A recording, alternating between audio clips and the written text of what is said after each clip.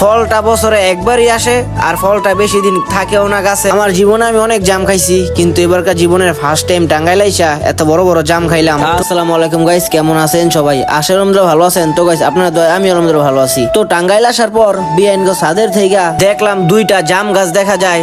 একটা জাম গাছে ছোট ছোট জাম পাইকা গেছে গা, একটা জাম গাছে অনেক বড় বড় জাম সেটাও পাইকা গেছে। মানে দুইটা জাম গাছ, একটা হচ্ছে ছোট জাত আর একটা হচ্ছে বড় জাত। তো একটাতে অনেক বড় বড় জাম। তো আমি উঠছিলাম বিআইনদের ছাদে একটু ঘোরার জন্য, তো ছাদের থেকে দেখলাম জাম গুলারে, তো দেখে অনেক ভালো লেগে গেছে। তো ভালো যখন লাগছে জাম তো খাওয়া লাগবেই। তো আর কি ছাদের থেকে নাইমা সোজা উঠা পড়ছি জাম গাছে জাম খাওয়ার জন্য।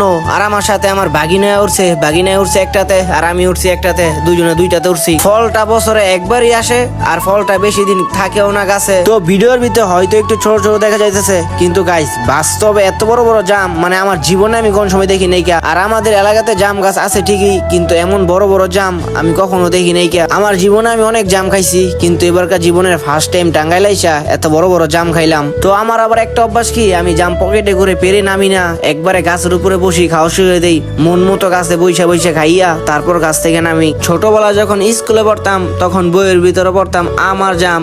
আম গাছ বেশিরভাগই এলাকাতে থাকে, কিন্তু জাম গাছ খুবই কম এলাকাতে থাকে। তো গাছের ভিতরে বইসা বইসা মন মতো জাম পাইরা খাইতেছি, আর জামগুলো এত পরিমাণ মিষ্টি, খাইতে অনেক ভালো লাগতেছে। তো যারা যারা জাম খাইতে অনেক পছন্দ করো সবাই একটু কমেন্টে বলে যাও। আরো কয়েক বছর আগে আমাদের এলাকাতে অনেক জাম গাছ ছিল, বাট এখন বর্তমানে খুবই কম জাম গাছ আছে। এই বছর জামের সিজন একবারে শেষ পর্যায়ে, আর কয়দিন পরে এই জাম দেখা যাইতো না। তো আমি গাছের উপরে উঠে মন মতো জাম খেয়ে এখন গাছ থেকে নেমে পড়লাম বাগিনাদের জন্য কয়টা জাম নিয়ে। তো সবাই ভালো থাকবেন, সুস্থ থাকবেন, আল্লাহ হাফেজ।